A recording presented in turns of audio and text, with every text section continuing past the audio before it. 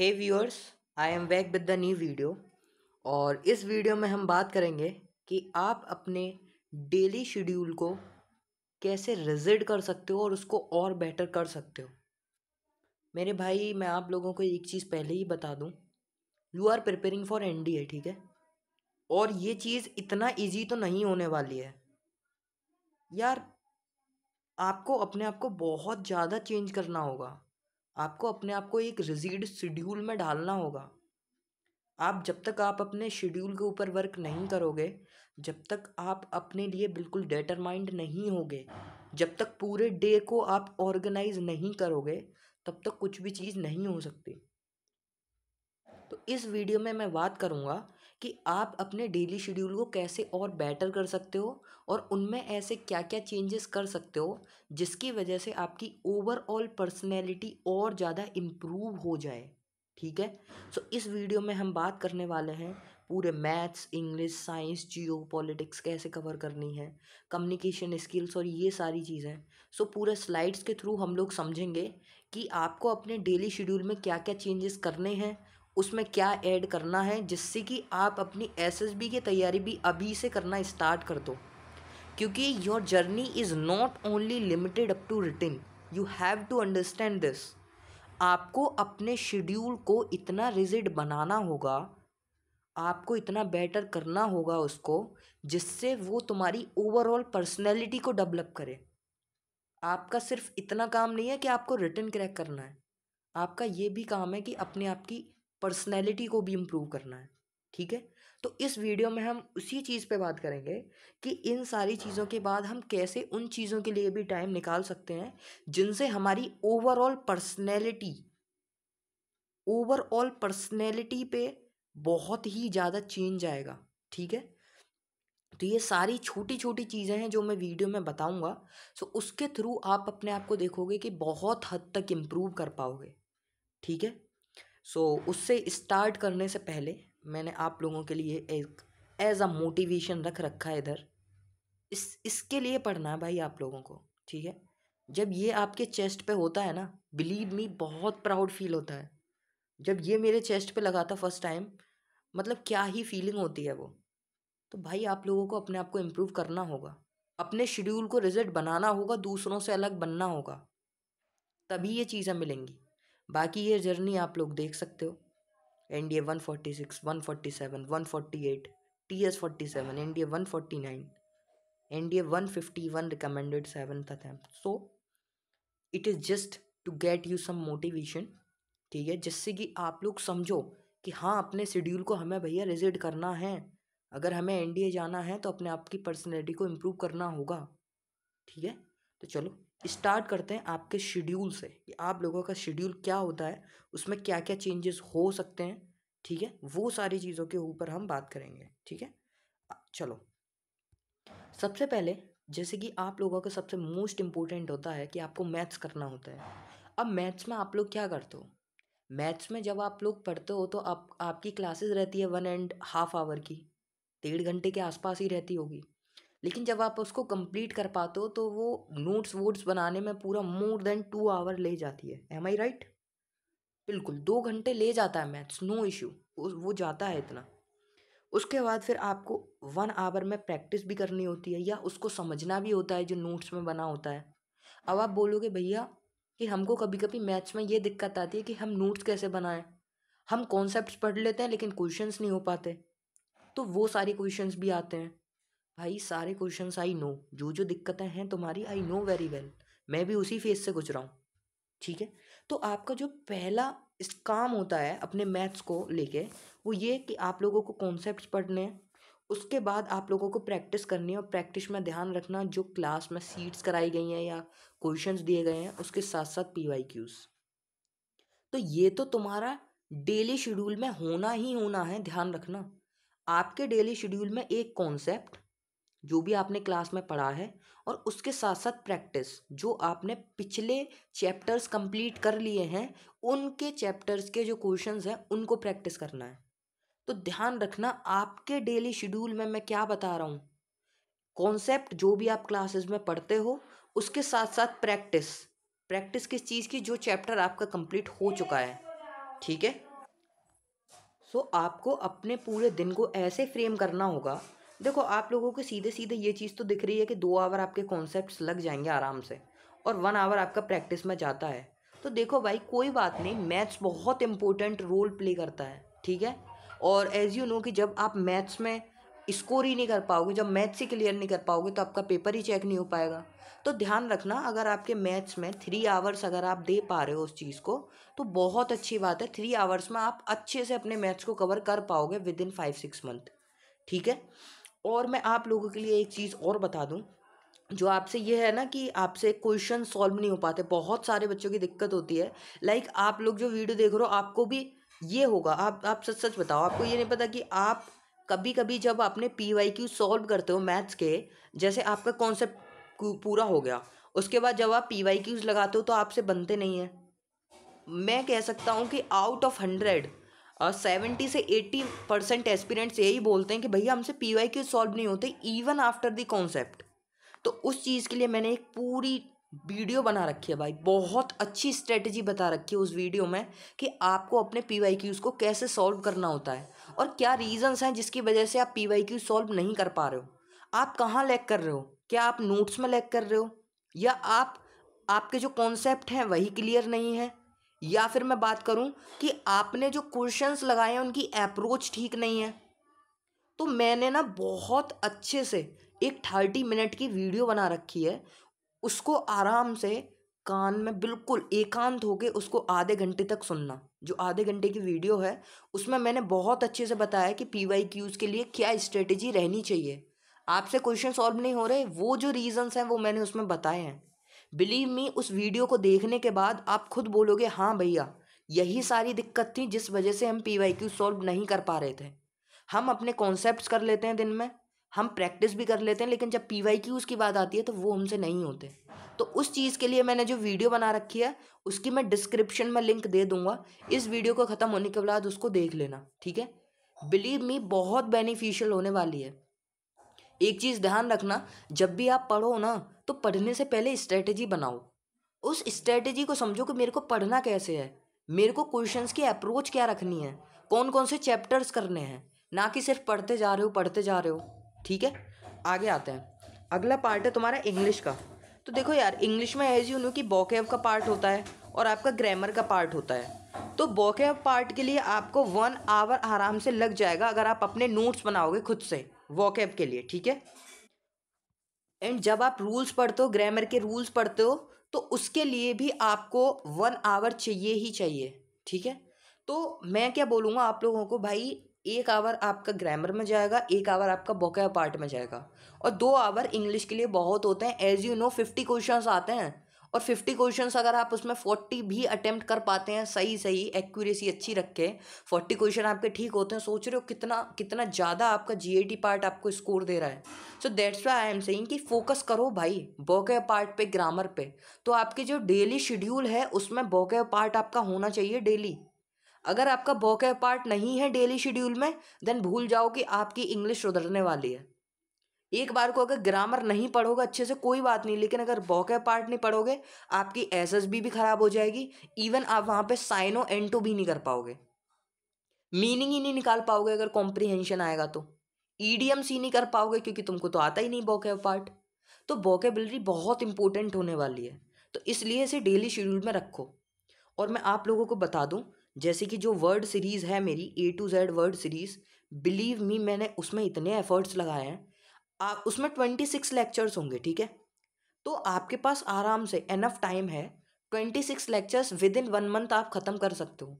आपको वो 26 lectures complete करने हैं पूरे, बिलीव मी पूरे कंप्लीट करने हैं। साइनो एंटो आपका एक भी नहीं बचेगा, आपको इतना कॉन्फिडेंस आ जाएगा, क्योंकि मैं उसमें ना सारे PYQs कराता हूँ, जितने भी PYQs होते हैं, जितने इंपॉर्टेंट वर्ड होते हैं गूगल वाले, वो सारे इंक्लूड करके कराता हूँ। और बहुत ही अच्छे से स्लाइड्स वगैरह बना के, जिसने कर रखी है वो बता देगा कि उसकी इंपॉर्टेंस क्या है। लेकिन जो लोग नए हैं मैं उनको बता दूं, A to Z word series है, मेरे ही चैनल पे देख लेना, ठीक है। वो अभी चल रही है, तो अभी उसमें कुछ लेक्चर्स बाकी हैं और कुछ लेक्चर्स हो गए, तो उसको A से स्टार्ट करना और जब तक चलेगी 26 लेक्चर्स तक पूरे कंप्लीट कर लेना। अब मैं बात करता हूँ ईडियम्स की। ईडीएम्स के लिए वीडियो रिकॉर्ड हो चुकी हैं, 400 ईडीएम्स हम कवर करने वाले हैं। तो आपका जो डेली शेड्यूल है उसमें वो चीज़ तो चल ही रही है, लेकिन ये चीज़ मैं तुम्हें क्यों बता रहा हूँ, अगर आप चाहो तो इन्हें भी ऐड कर सकते हो। 1 आवर आपका A to Z word series लेगा, और जब वो A to Z word series ख़त्म हो जाएगी उसके बाद मैं ईडीएम्स लाऊंगा। तो उसके बाद जब ईडीएम्स लाऊंगा तो 1-1 आवर की वो वीडियो होंगी। तो ये है कि वोकैब पार्ट के लिए आप 1 आवर मेरे इस वाले चैनल से निकाल सकते हो, 1 आवर आप ग्रामर के लिए कहीं से भी निकाल सकते हो, ठीक है। तो A to Z word series, उसके साथ में 400 ईडीएम्स लेके आऊँगा। सीरीज 8 में होंगे, 8 पार्ट्स होंगे उसके, 50 ईडीएम्स पर पार्ट करेंगे हम विद इन एन आवर। तो उसके साथ साथ ना आपकी PYQs होंगी, मैराथन्स होंगी। बिलीव मी, PYQs मैराथन्स में आपके साइनो N2 की मैराथन्स होंगी, NDA CDS की। उसके साथ साथ मैं आपको 200 ईडीएम्स कराऊंगा।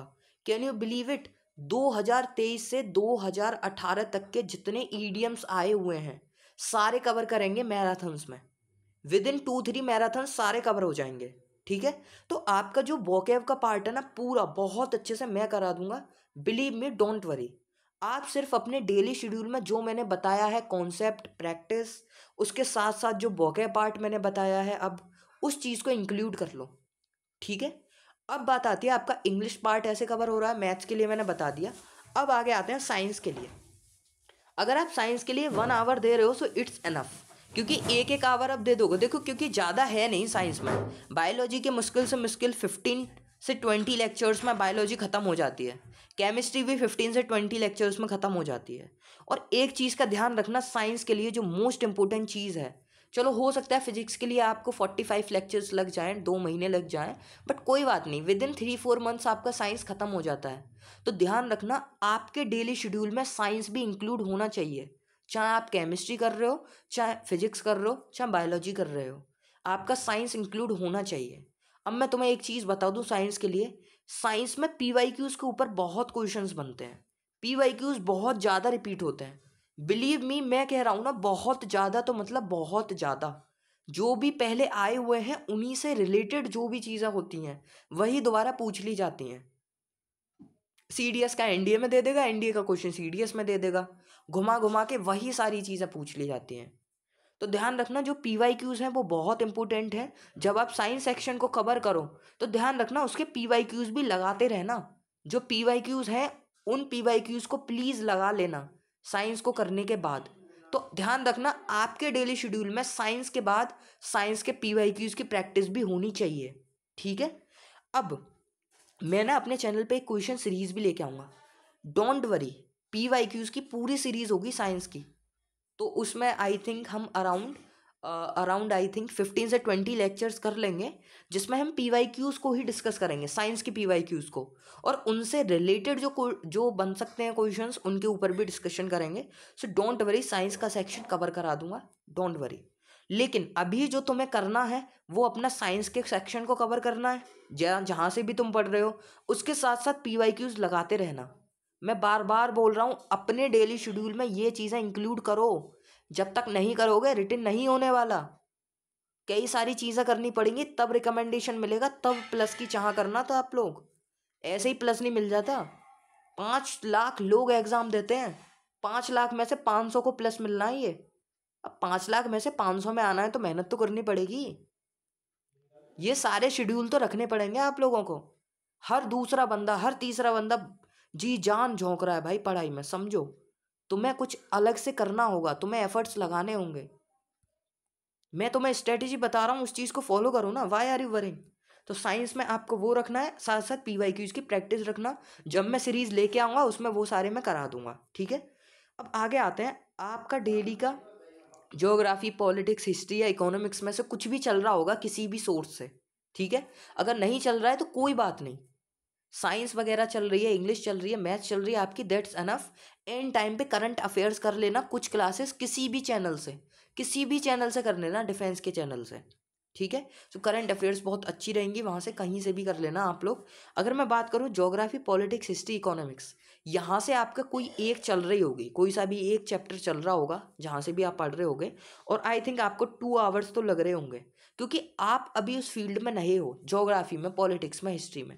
तो आपको ज्योग्राफी, पॉलिटिक्स में बोल दो, पॉलिटी में कौन सा आर्टिकल कैसे कैसे क्या है, आपको बहुत अच्छे से समझ नहीं आएगा। तो उस चीज़ की अंडरस्टैंडिंग के लिए आपको टाइम चाहिए होगा। तो वही टाइम तो आपका उस चीज़ में जा रहा है। आपको नोट्स भी बनाने होते हैं, उसको समझना होता है, दोबारा दोबारा वीडियो भी देखनी होती है, तो उसमें 2 आवर्स हो जाते हैं। सो डोंट वरी, आपके डेली शेड्यूल में ये चीज़ें होनी चाहिए।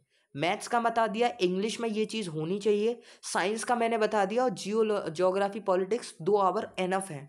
बिलीव मी, इतना डेली करते जाओ, थोड़ा थोड़ा करते जाओ जितना मैं बता रहा हूँ। आफ्टर 4-5 मंथ्स आप खुद बोलोगे भैया बहुत कुछ इम्प्रूव कर लिया हमने, हमने बहुत कुछ सीख लिया, क्योंकि हमने अपने शेड्यूल को रिजिड किया है।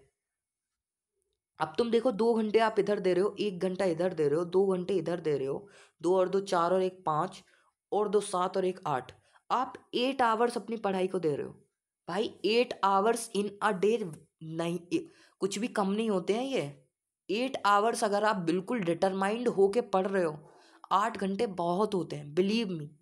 और एक चीज़ का ध्यान रखना, एनडीए के लिए पढ़ाई ही सबसे इम्पोर्टेंट नहीं है। आपको अपने आप को चेंज करना होगा, अपनी पर्सनैलिटी को चेंज करना होगा, तब आपको रिकमेंडेशन मिलेगा। आपके रिटन के मार्क्स पे आपको रिकमेंडेशन नहीं मिल जाएगा।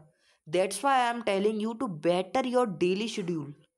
ना कि सिर्फ रिजिड करने से, प्रिपरेशन से नहीं होगा, अपने डेली शेड्यूल को बेटर करने से होगा। और बेटर सिर्फ इन चीज़ों से नहीं होगा, बेटर के लिए आपको ये चीज़ें भी करनी पड़ेंगी जो चीज़ें वह आपकी स्लाइड पे हैं।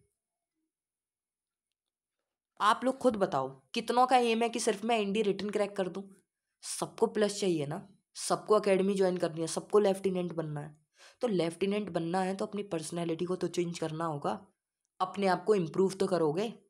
मेरे भाई एक चीज़ ध्यान रखना, जब तक आप अपने आप को इम्प्रूव नहीं करोगे, दुनिया आपको एक्सेप्ट नहीं करेगी। आप बोलते हो कि लड़की ने मेरे को रिजेक्ट कर दिया, लड़की ने मेरे को एक्सेप्ट नहीं किया, किसी लड़की ने। भाई वो तुझे क्यों करे एक्सेप्ट, तू खुद सोचना, क्या है तेरे पास? तूने कितनी मेहनत करी है खुद पे, तूने तूने खुद को कितना काबिल बनाया है? उसको लग रहा है तेरे अंदर कि तू कुछ काबिल बन जाएगा, तू कुछ कर रहा है या नहीं कर रहा? तू अपने आप को जब इम्प्रूव करेगा ना, अपनी कम्युनिकेशन स्किल्स को, अपनी नॉलेज को, जब तेरी बातों से तेरी नॉलेज झलकेगी, जब तेरे अंदर कॉन्फिडेंस दिखेगा कि यार बंदे के अंदर नॉलेज है, कॉन्फिडेंस है किसी भी चीज़ से रिलेटेड, कोई भी टॉपिक बुलवा लो उससे, किसी भी टॉपिक के ऊपर डिस्कशन करवा लो, 4 लोगों में अपने पॉइंट्स रखवा लो, इतना कॉन्फिडेंट बंदा, लाइवलीनेस बंदा, तो वो सारी चीज़ें आपको इम्प्रूव करनी पड़ेंगी, तब एसएसबी आपको एक्सेप्ट करेगी। मैं सिर्फ आपको ये चीज़ें बता सकता हूँ कि डेली लाइफ में ये चीज़ें इम्प्रूव करो, इन चीज़ों को इंक्लूड करो, तब आपकी डेली लाइफ और ज़्यादा रिजिड और बेटर होगी। ठीक है, तो सबसे पहले बात करते हैं कम्युनिकेशन स्किल्स की। ध्यान रखना, प्रिपरेशन सारे लोग कर रहे हैं, और मैं तो बोल सकता हूँ कि अगर 100 लोगों में से, सपोज करो कि अगर 20 लोगों का रिटन हुआ है, 20 का वैसा होता भी नहीं, बट लेट से 1000 ले लो, ठीक है, 1000 में से अगर 50 लोगों का रिटन हुआ है, तो 50 में से कम नहीं तो 20 बंदे तो आपकी कम्युनिकेशन स्किल्स की वजह से आउट होते हैं, क्योंकि कम्युनिकेशन स्किल्स अच्छी नहीं है, अपने आप को वहाँ प्रेजेंट नहीं कर पाते हैं। दिक्कत ये आती है, जब अपने आप को प्रेजेंट नहीं कर पाते हैं तो फिर शो भी नहीं कर पाते हैं, एसएसबी उनको डिटरमाइंड ही नहीं कर पाता है। ठीक है, तो इस चीज़ को समझो, अपनी कम्युनिकेशन स्किल्स को डेली लाइफ में इम्प्रूव करो। इस शेड्यूल को तुमको, इस शेड्यूल में आपको ये चीज़ ऐड करनी पड़ेगी, कम्युनिकेशन स्किल्स। अब मैं तुम्हें एक चीज़ बता दूं, यहाँ पे मैंने एक वीडियो डाल रखी है, एसएसबी इंटरव्यू के लिए क्या इंग्लिश मस्ट है? हाउ टू इम्प्रूव स्किल्स, अपने कम्युनिकेशन स्किल्स तुम्हें कैसे इम्प्रूव करनी है, क्या इंग्लिश मस्ट है एसएसबी इंटरव्यू के लिए? ये जितने भी सारे अफसर्स हैं इधर, ये जितने भी पीछे अफसर्स बैठे हुए हैं, क्या ये आप लोगों को हिंदी में एक्सेप्ट कर लेंगे? भाई पूरा अच्छे से डिटेल्ड में बता रखा है, 35 मिनट की वीडियो। सोचो मैंने क्या क्या स्ट्रेटेजी बताई होगी 35 मिनट में, पूरा बता रखा है कम्युनिकेशन स्किल्स कैसे इंप्रूव करोगे।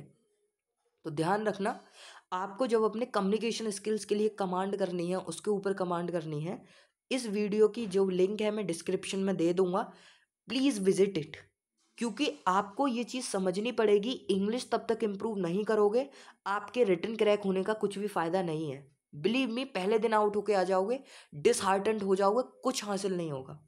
That's why I am saying कि इंग्लिश के लिए कम्युनिकेशन स्किल्स को इम्प्रूव करो, पूरा आधे घंटे में बता रखा है कैसे कैसे कर सकते हो। एसएसबी इंटरव्यू में बहुत ज़्यादा चाहिए ये चीज़, ठीक है। अब आगे आते हैं, क्या आपको डेली करंट अफेयर्स की नॉलेज है? आप पढ़ते जा रहे हो, मैथ्स पढ़ रहे हो, इंग्लिश पढ़ रहे हो, साइंस पढ़ रहे हो, डेली करंट अफेयर का तुमको कुछ नहीं पता, दुनिया में चल क्या रहा है। चलो कोई बात नहीं, आपको डेली का नहीं पता, आपको जियो पॉलिटिकल की नॉलेज है, इंडिया के अंदर क्या क्या है, इंडिया के रिलेशंस दूसरों से क्या हैं।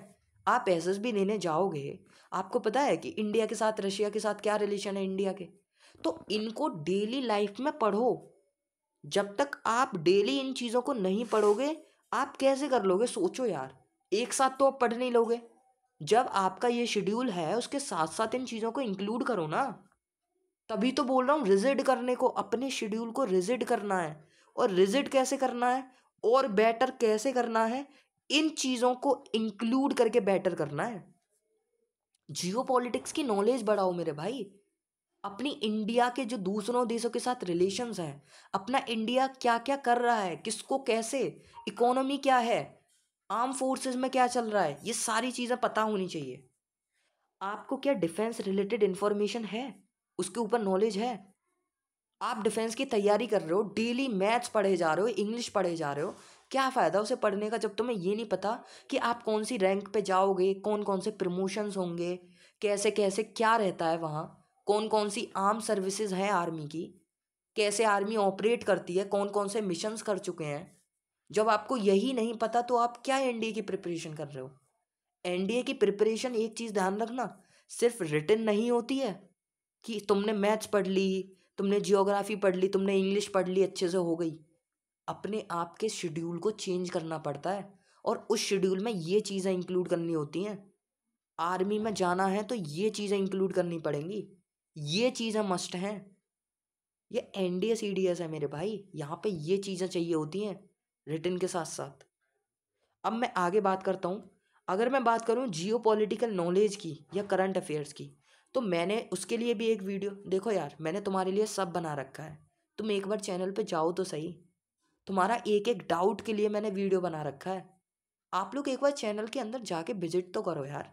आपके लिए मैंने सब बता रखा है, इंटरव्यू के लिए स्ट्रेटेजी बता रखी है कि आप करंट अफेयर और इंटरनेशनल रिलेशन कैसे कवर कर सकते हो। अपने इंटरव्यू से पहले ऐसे कवर करके जाना।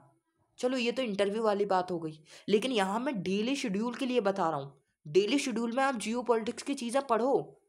मैथ साइंस करने के बाद जो आपने 8 घंटे पढ़ा है, 8 घंटे के बाद 2 घंटे अलग से तुम्हें communication skills, geopolitical knowledge, इन सब के ऊपर देने पड़ेंगे।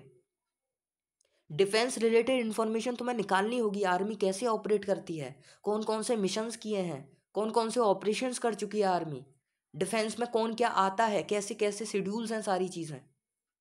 अब आगे आता है तुम्हारा हॉबीज़ और गेम्स। आपकी जो हॉबीज़ हैं और गेम्स हैं, क्या कितने कंस्ट्रक्टिव हैं वो? आप जो गेम खेलते हो, क्या वो आपको डेली बाई डेली इम्प्रूव कर रहा है? जैसे मेरी हॉबी है, मैं वीडियोस बनाता हूँ, स्ट्रेटेजी बताता हूँ, जियो पॉलिटिक्स की वीडियोस बनाता हूँ, वोकैब पार्ट आपको कवर कराता हूँ, या फिर मैराथन्स लेके आता हूँ रिटर्न रिलेटेड। तो ये मेरी कंस्ट्रक्टिव हॉबी है, ये मेरे को ही इम्प्रूव कर रही है, आप लोगों को गाइडेंस दे रहा हूँ। तो ये चीज़ मुझे भी इम्प्रूव कर रही है, आप लोगों को भी इम्प्रूव कर रही है, मेरी हेजिटेशन खोल रही है, मेरा इंटरेक्शन बढ़ा रही है आप लोगों से।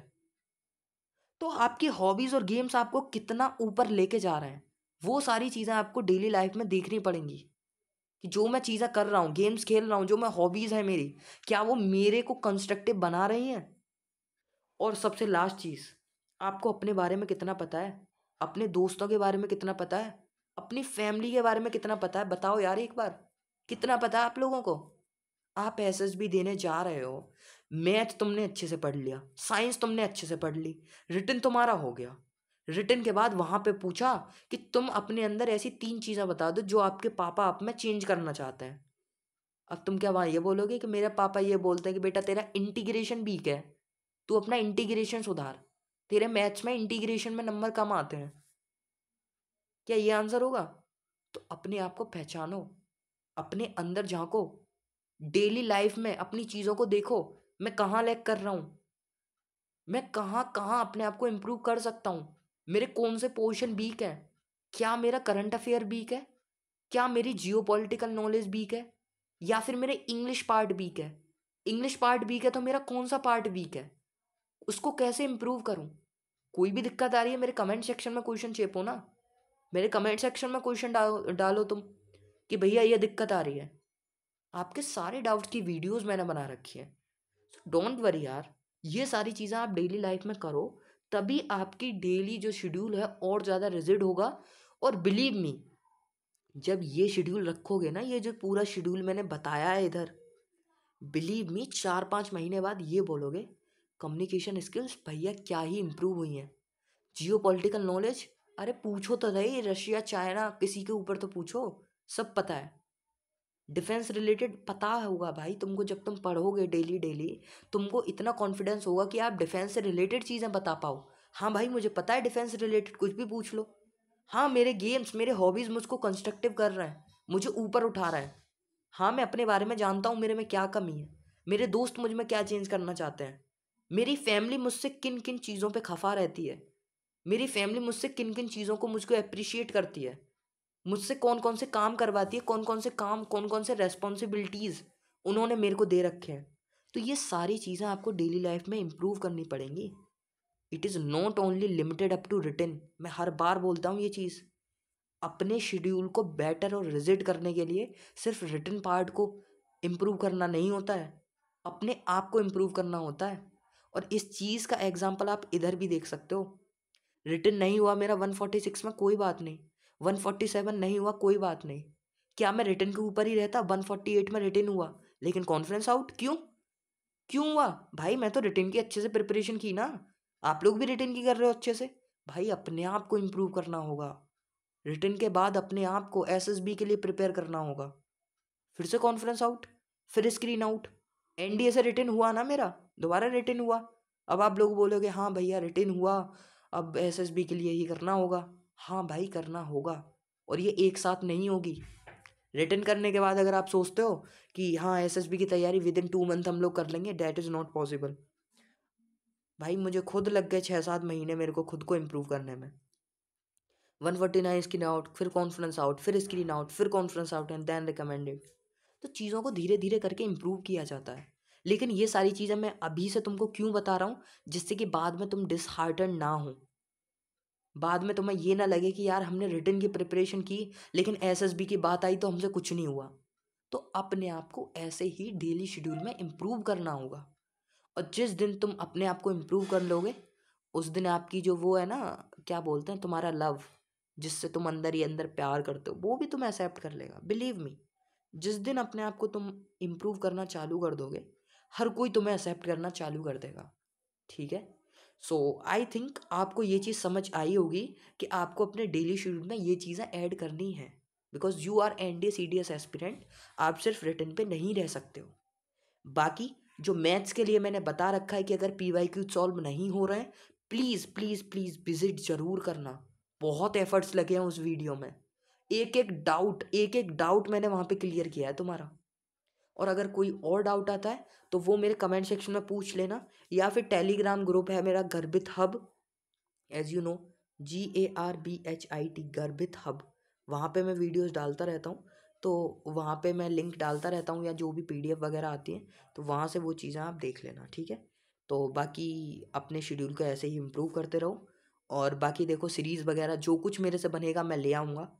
ठीक है। मेरे लिए भी बहुत एफर्ट्स लगाने पड़ते हैं, मेरे को भी अपना शेड्यूल देखना पड़ता है, बिकॉज मेरा भी बहुत स्ट्रिक्ट शेड्यूल है भाई।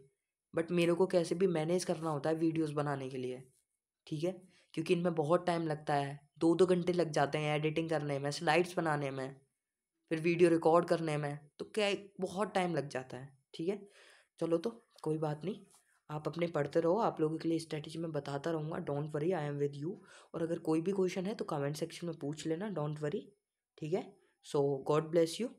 चलो मिलते हैं नेक्स्ट वीडियो में। जय हिंद, जय भारत।